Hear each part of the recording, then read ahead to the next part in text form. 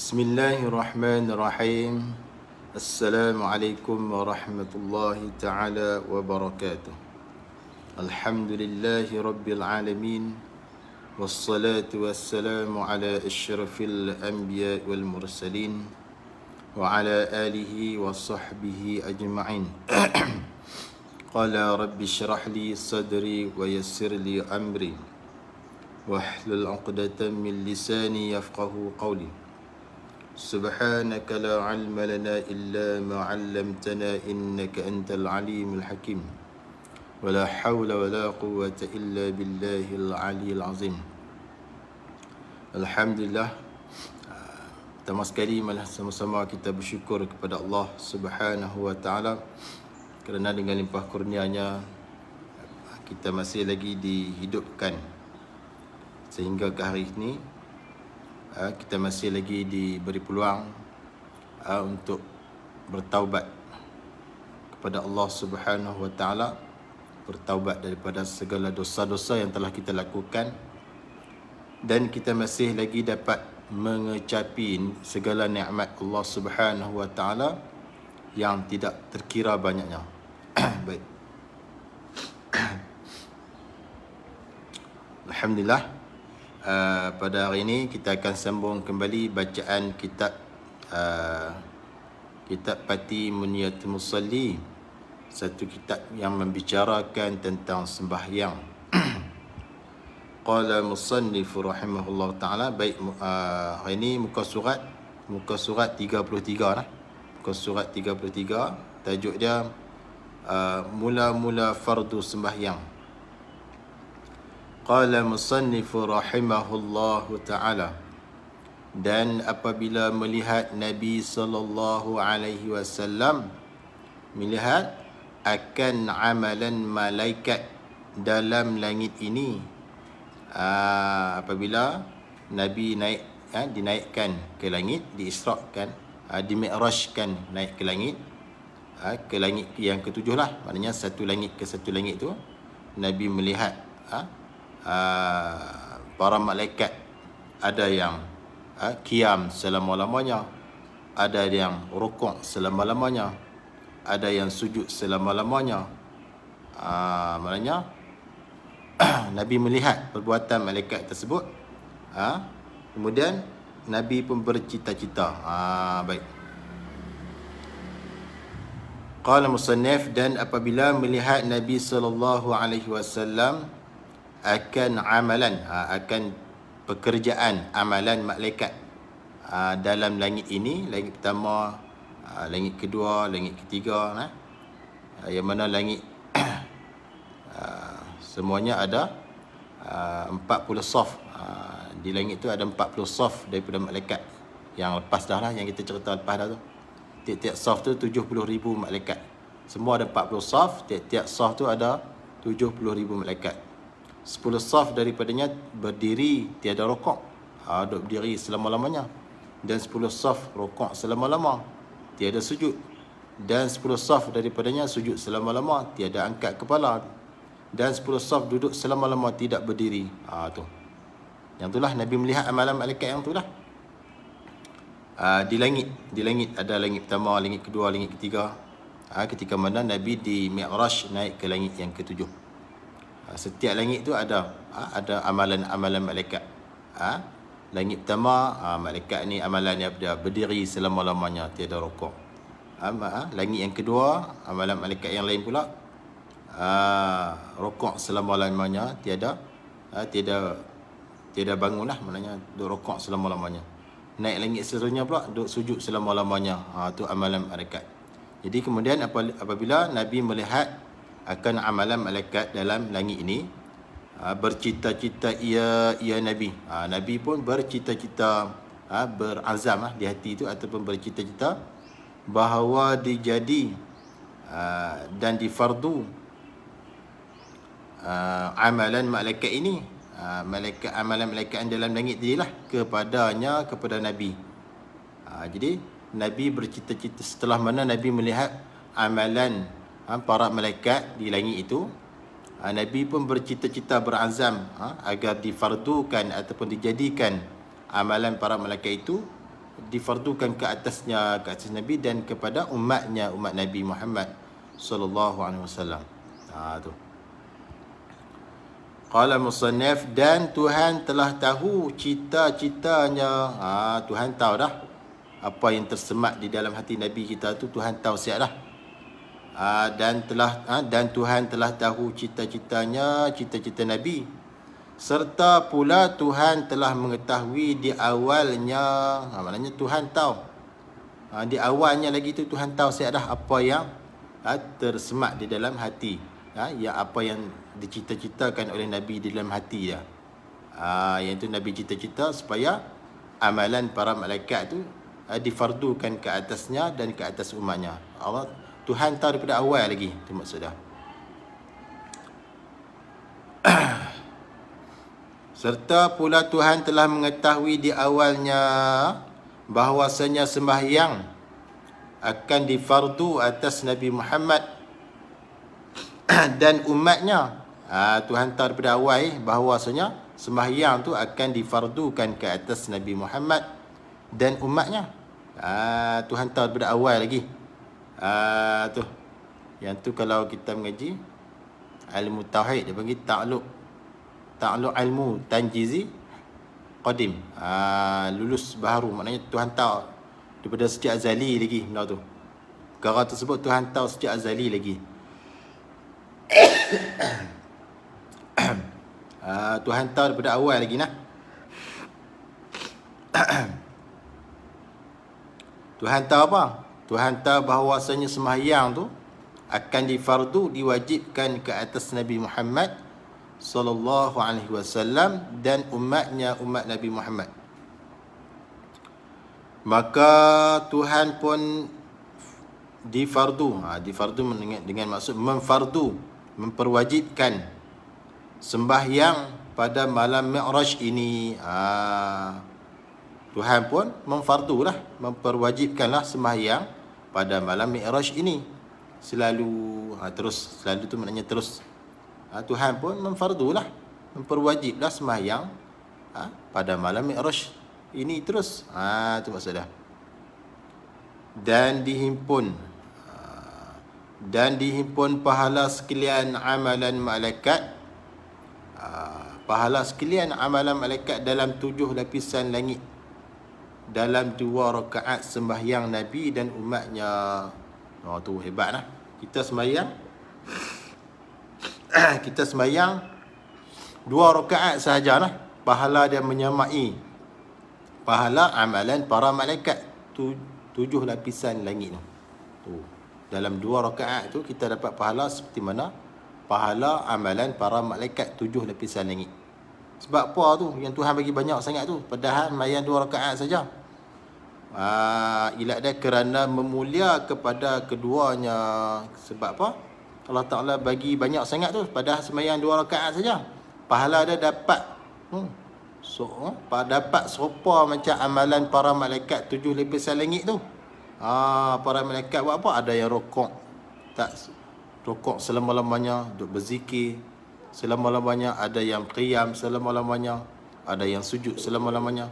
Semua pahala malaikat tu menyamai pahala Nabi Muhammad dan umatnya sembahyang 2 rakaat sahaja, yang sunat. 2 rakaat. Di sini dia tak tabak lah, yang rakaat yang sunat atau wajib. Tapi dia kata 2 rakaat menyamai pahala amalan para malaikat 7 lapisan langit. Kerana apa? Kerana nak memuliakan Nabi Muhammad dan umat dia. Allah Ta'ala muliakan Nabi Muhammad dan umat dia dengan menyamakan pahala 2 rakaat sembahyang dapat serupa pahala amalan para malaikat 7 lapisan langit. Itu besar lah. Sebab tu kata amalan kita ni beruntung lah menjadi umat Nabi Muhammad sallallahu alaihi wasallam, kerana disebabkan Allah Ta'ala kasih kepada Nabi Muhammad, Allah Ta'ala muliakan Nabi Muhammad, kita pun turut dimuliakan sekali.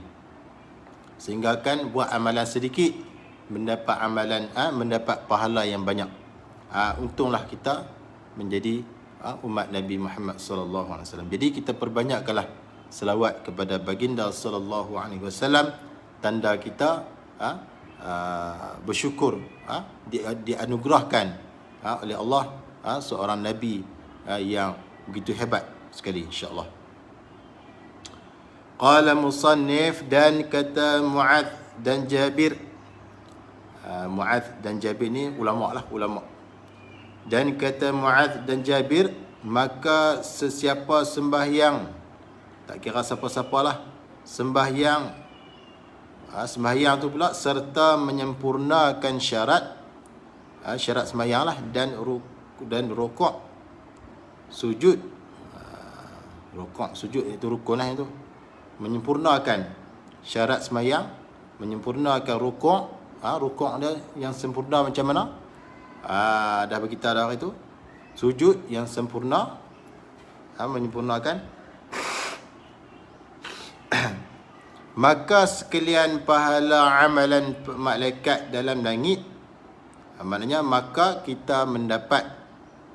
mendapatlah sekalian pahala amalan malaikat dalam langit.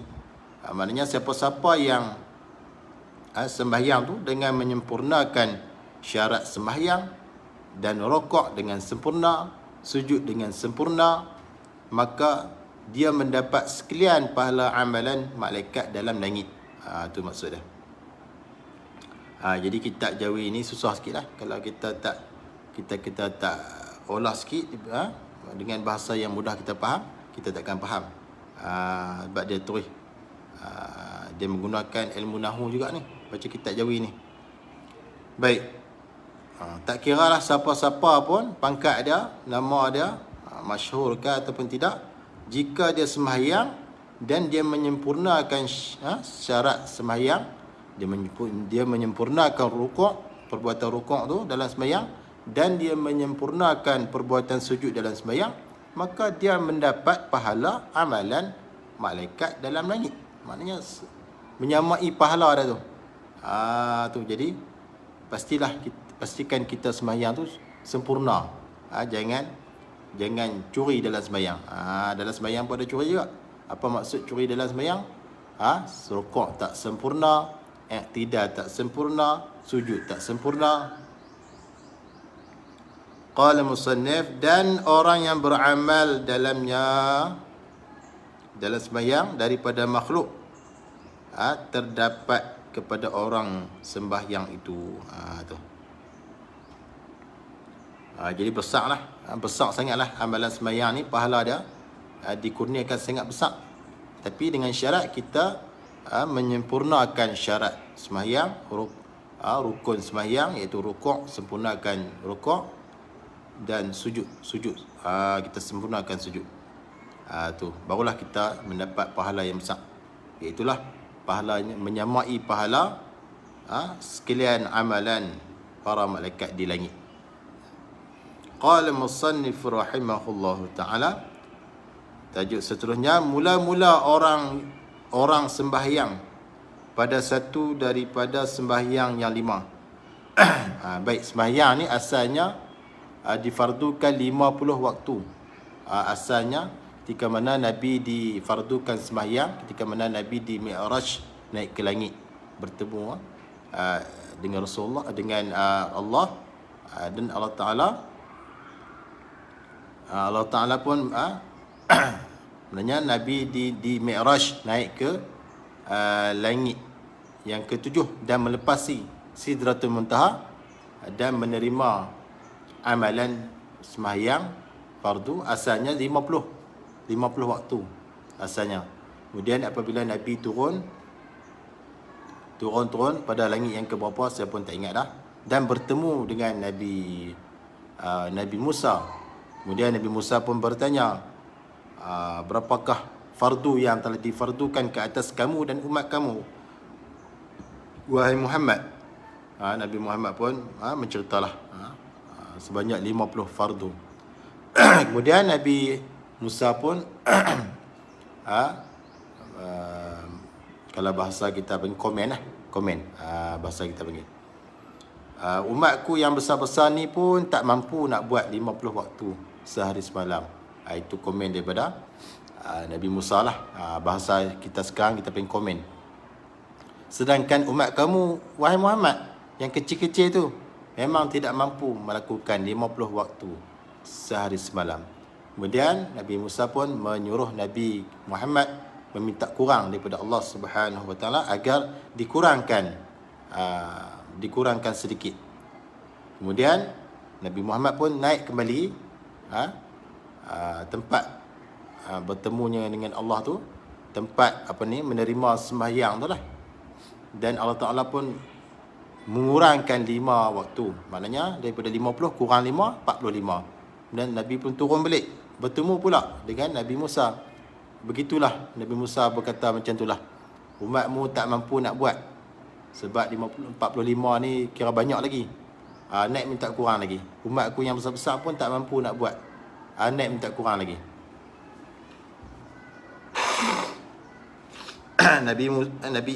Kemudian Nabi Muhammad pun naik balik, bertemu Allah dan meminta kurang agar dikurangkan. Dapatlah dikurangkan 5 maka menjadi 40 lah, turun balik.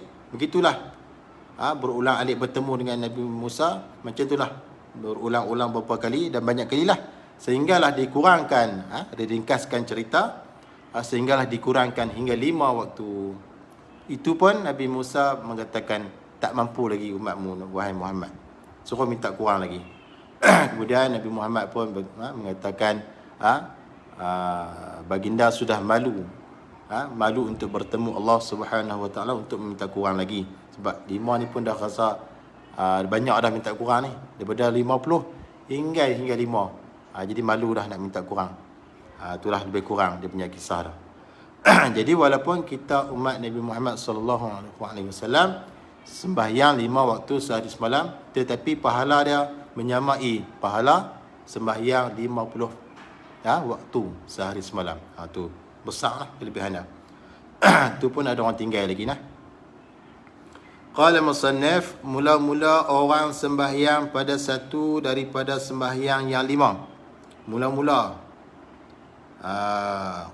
Qala musannif, dan berkata setengah hukama bahawasanya sembahyang 5 waktu asalnya ditentukan satu-satu waktu jua kepada satu Nabi daripada Anbiya Allah yang dahulu.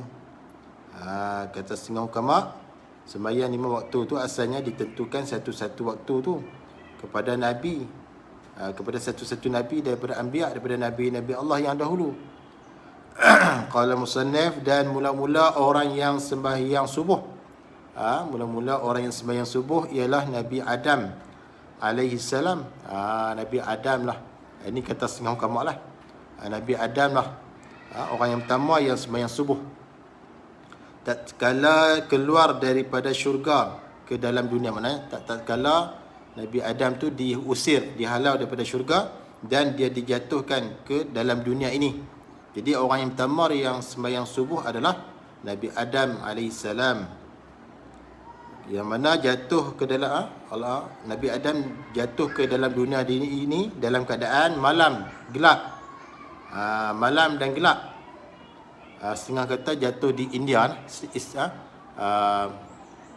Iskandar, Bandar Iskandar, saya tak ingatlah, tapi di India lah, India. Baik, jatuh ke dalam dunia tu hal keadaan malam dan gelap, dan takut ia Nabi Adam takut, sehabis-habis takutnya takut, jatuh pula dalam keadaan gelap malam, jatuh takut. Kemudian Nabi Adam takutlah, macam kita lah, takut dalam gelap, takut. Ni dunia gelap, masa ketika tu malam lah, gelap. Kita elektrik tak ada pun takut dah kan. Ni malam gelap, dengan tempat tak pernah pergi kan, takut dan gelap. Qala musannif, dan tak kala naik fajar naik fajar, naik cahaya fajar waktu subuh, naik fajar waktu subuh, iaitu dipanggil fajar sadiq. Sembahyang ia Nabi Adam alaihissalam 2 rakaat. 2 rakaat. Sebab apa Nabi Adam sembahyang 2 rakaat tatkala naik fajar itu kerana syukur, kerana berterima kasih ia Nabi Adam kepada Tuhannya yang pertama. Syukur ia Nabi Adam kerana lepas daripada gelap. Yang kedua, kerana syukur jadi cerah siang hari kepadanya. Maknanya 2 rakaat tu, rakaat yang pertama tu kerana dia bersyukur, dia terlepas daripada gelap malam. Dia bersyukur, itulah dikatakan rakaat yang pertama tu. Tu asal dia lah. Yang kedua, ini rakaat yang kedua tu kerana syukur jadi cerah siang hari kepadanya. Jadi cerah, gelap, hilang gelap dan cerah tu datang. Tu dua kesyukuran. Jadi Nabi Adam pun solat 2 rakaat, tu maksud dah. Tu asal lah. Jadi Nabi yang mula-mula sekali sembahyang subuh adalah Nabi Adam alaihissalam. Dia sembahyang 2 rakaat. Rakaat yang pertama tu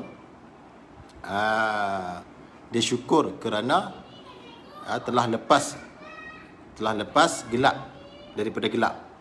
Dan rakaat yang kedua tu kerana dia syukur kerana jadi cerah siang hari kepadanya. Tu sembahyang subuh. Ini Nabi Adam alaihissalam. Qala musannaf, dan mula-mula sembahyang zuhur Nabi Ibrahim alaihissalam. Tadi sembahyang subuh Nabi Adam. Yang ni pula sembahyang zuhur Nabi Ibrahim alaihissalam. Tatkala menyuruh oleh Allah dengan sembelih anak Nabi Ibrahim tu. Mana dia anak dah? Bernama Nabi Ismail. Nabi Ismail, anak kepada Nabi Ibrahim. Dalam peristiwa penyembelihan tu lah. Nabi Ismail, tok nenek Nabi kita sallallahu alaihi wasallam. Jadi Nabi kita ni berketurunan, jalur keturunannya daripada Nabi ni lah, Nabi Ibrahim lah. Nabi Ismail, tok nenek kita lah, Nabi sallallahu alaihi wasallam. Maknanya Nabi Muhammad ni jalur keturunannya daripada Nabi Ibrahim jugalah. Tu. Kerana apa? Kerana hendak mencubakan dia, mencuba diujilah, diuji akan dia, akan Nabi Ibrahim. Adakah hendak taat kepadanya, kepada Allah? Menguji apa? Menguji itulah tentang sembelih anak dia tu. Allah Ta'ala uji sikit. Atau tidak taat kepada Allah. Maka Nabi Ibrahim pegang pisau. Maka Nabi Ibrahim pun pegang pisau lah. Yang putih, pisau yang putih. Letak di tengkok Nabi Ismail, anaknya. Pegang pisau yang warna putih, letak di tengkok Nabi Ismail, anaknya tu, yang sangat sayang. Yang anak dia tu sangat dia sayang. Nabi Ibrahim sangat sayang. Tapi disebabkan perintah Allah, dia dapat wahyu daripada ketika mana dia tidur, dia bermimpi, maka dia pun terpaksalah menurut perintah Allah, walaupun yang dia nak sembelih tu anak dia yang tercinta. Kemudian malaikat baru turun. Kemudian lepas daripada Nabi Ibrahim hendak melakukan penyembelihan ke atas anaknya yang dia sayangi, semuanya di atas perintah Allah Subhanahu Wa Taala.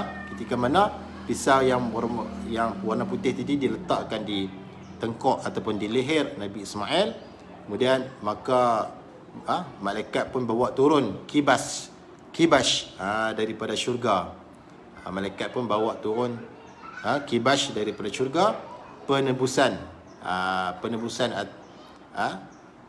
dan disuruh sembelih kibash syurga itu ganti daripada Nabi Ismail lah.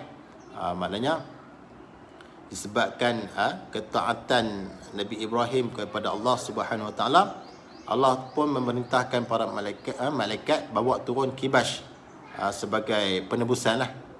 Dan digantikan Nabi Ismail itu dengan kibash, dan disuruh sembelih kibash tersebut. Bukan sembelih anak dia betul lah. Allah Ta'ala nak uji saja lah, nak tengok taat kata taat ataupun tidak pada perintah Allah. Tapi Nabi Ibrahim tetap taat walaupun dia sayang sangat anak dia. Disebabkan dia taat tersebut, Allah Ta'ala ganti anak dia tu, Nabi Ismail, dengan kibash daripada syurga. Jadi disuruhlah Nabi Ibrahim itu menyembelih kibash tersebut. Dan adalah di suruhan ini, suruhan sembelih kibash itu waktu gelincir matahari. Waktu gelincir matahari. Gelincir matahari ni macam mana? Kalau misalnya pukul 12, matahari terpacak atas kepala, waktu tu dipanggil waktu rembang. Iaitu bukan waktu gelincir matahari. Waktu gelincir matahari ni, kalau kita nak cam ni, kalau kita letak kayu yang lurus, kita pacak di tengah padang, dan kita akan nampak bayang sedikit, bayang kayu tu. Yang itulah dipanggil gelincir matahari. Tu. Kalau kita pacak kayu, tidak ada bayang kayu, itu bermaksud waktu rembang, waktu pukul 12 tepat. Waktu matahari terpacak di atas kepala kita. Waktu tu tidak ada bayang-bayang. Nak tahu waktu gelincir tu, dia ada bayang sedikit, bayang kayu tu. Itu dipanggil gelincir matahari. Jadi yang kata waktu disuruh sembelih akan kibash itu waktu gelincir matahari itulah. Maka Nabi Ibrahim pun sembahyang 4 rakaat. Nabi Ibrahim pun sembahyang 4 rakaat di ketika mana waktu gelincir matahari itu. Sebab apa? Kerana syukur kepada Tuhan. Kerana sangat bersyukur kepada Tuhan, yang mana yang disembelih itu bukanlah anaknya, tetapi digantikan dengan kibash daripada syurga. Jadi disebabkan Nabi Ibrahim bersyukur, Nabi Ibrahim pun sembahyanglah 4 rakaat di ketika mana gelincir matahari itu.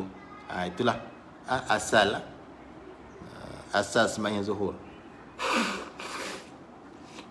Dan itulah dilakukan oleh Nabi Ibrahim AS. Jadi 4 rakaat. Pertama ini rakaat yang pertama kerana syukur. Rakaat pertama tu kerana syukur pada seluruh pada suruh. Pertama ini pada rakaat yang pertama tu kerana apa? Kerana syukur, berterima kasih pada suruh sembelih kibash, penebusan tu. Tu rakaat pertama. Dia bersyukur sebab suruh Nabi Ibrahim tu sembelih kibash sebagai penebusan anak dia. Kedua, ini rakaat yang kedua, syukur kerana lepas duka cita anaknya yang dikasihi. Anak dia berduka cita lah, nak kena sembelih. Kemudian bila mana ganti anaknya dengan kibash, maka terlepaslah duka cita dia, rasa hilanglah kesedihan tu. Tu syukurlah, rakaat yang kedua. Ketiga, ini rakaat yang ketiga, syukur. Nabi Ibrahim syukur kerana minta keredaan Allah kepadanya. Allah Ta'ala dia minta keredaan Allah kepadanya. Dia minta keredaan Allah Ta'ala tu kepadanya. Tu rakaat yang ketiga. Keempat, ini rakaat keempat, syukur. Nabi Ibrahim pun syukur kerana beri kibash daripada syurga yang amat besar di sisinya tu. Sebab Nabi Ibrahim tu dikurniakan kibash daripada syurga, yang besar pula tu, yang amat besar di sisinya. Dan qala musannaf, dan kibash ini ialah kibash anak tu Adam. Kibash anak tu Adam bernama Qabil. Kibash yang dibawa datang daripada syurga tu oleh malaikat tu adalah kibash anak Adam tu, yang bernama Qabil. Yang tu dia ada kisah dia lah. Firman Tuhan, firman Allah Ta'ala,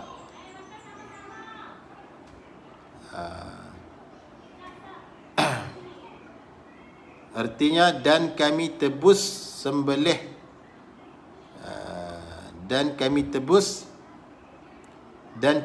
sembelih Nabi Ismail dengan sembelih kibash yang diturun daripada syurga. Jadi Allah Ta'ala tebus sembelihan Nabi Ismail tu dengan sembelih kibash yang diturun daripada syurga. Yang sebenarnya bukanlah sembelih Nabi Ismail tu. Allah Ta'ala nak uji je tu. Ya, sebenarnya Nabi Ismail itu ditukarkan dengan kibash yang diturunkan oleh malaikat daripada syurga. Iaitulah kibash anak Nabi Adam bernama Qabil. Itu ada kisah dia lah.